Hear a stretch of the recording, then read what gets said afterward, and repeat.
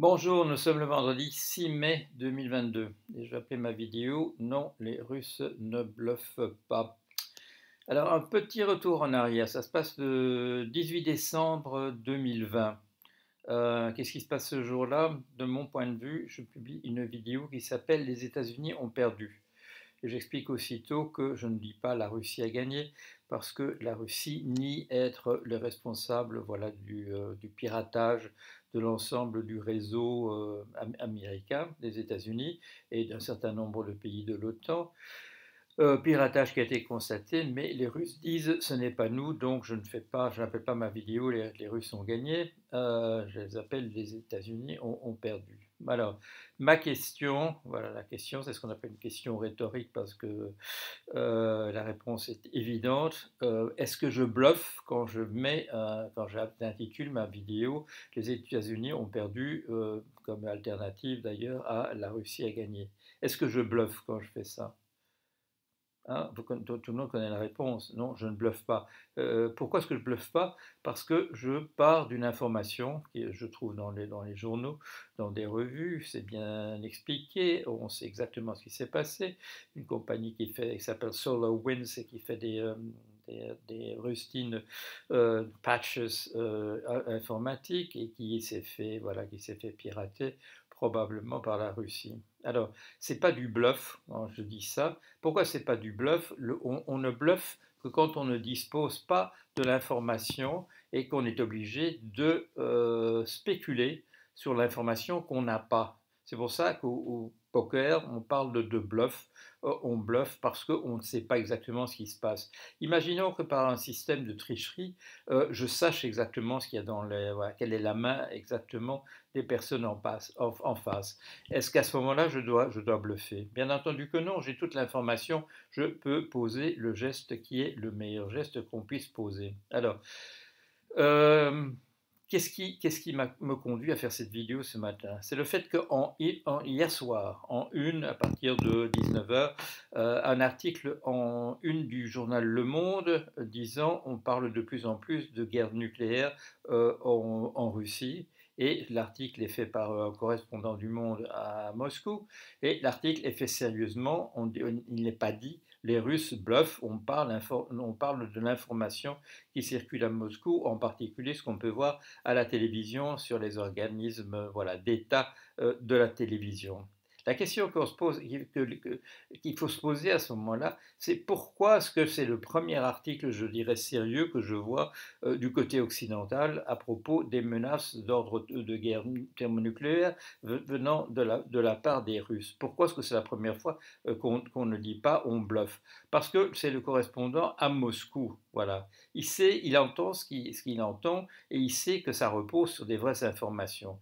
Quand les Russes disent on peut faire sauter ceci ou cela, c'est pas du bluff, c'est pas pour essayer de nous impressionner, c'est parce que ça repose sur de l'information. Ils disposent d'armes hypersoniques. C'est quoi ça? C'est 6 fois la vitesse du son, si j'ai bon souvenir. On parle de calcul, on dit 200 secondes entre le lancement d'une fusée pour annihiler Paris et l'annihilation de Paris. 200 secondes, c'est moins de 4 minutes. Bon, ça va beaucoup plus vite que ce qu'on faisait avant.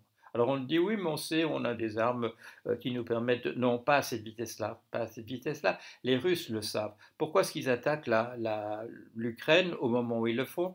Parce qu'ils savent qu'ils ont des armes de qualité supérieure, parce qu'ils savent qu'ils ont des armes absolument imparables.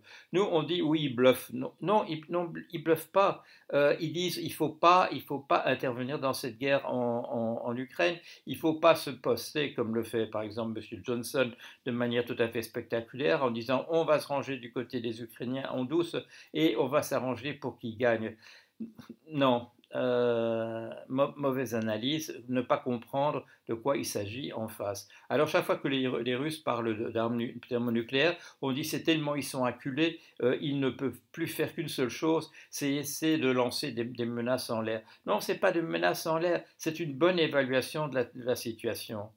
quand je dis en décembre 2020, les Russes ont gagné, c'est pas du bluff de ma part, c'est à partir d'une évaluation, à partir de l'information dont je dispose. Ils sont les plus forts pour le moment. Ils ne sont pas en train de perdre la guerre, ils essaient de la gagner sans devoir utiliser l'arme nucléaire. Mais ils n'arrêtent pas de répéter aux gens en face, cessez de faire des choses qui nous obligeront à utiliser l'arme nucléaire. Je ne veux pas dire qu'ils ont raison, ils n'ont sûrement pas raison. Dans un plan voilà, de constitution, c'est une conception de la guerre et des empires qui datent du XVIIIe siècle. Ce n'est pas du tout d'actualité. Et on le sait, si on les laisse faire sur l'Ukraine, ils vont envahir la Moldavie, ils vont envahir les pays baltes.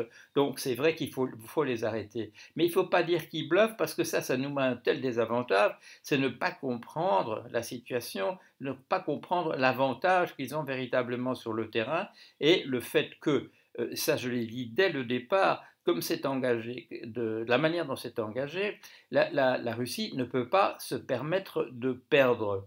Elle ne peut pas se permettre de perdre.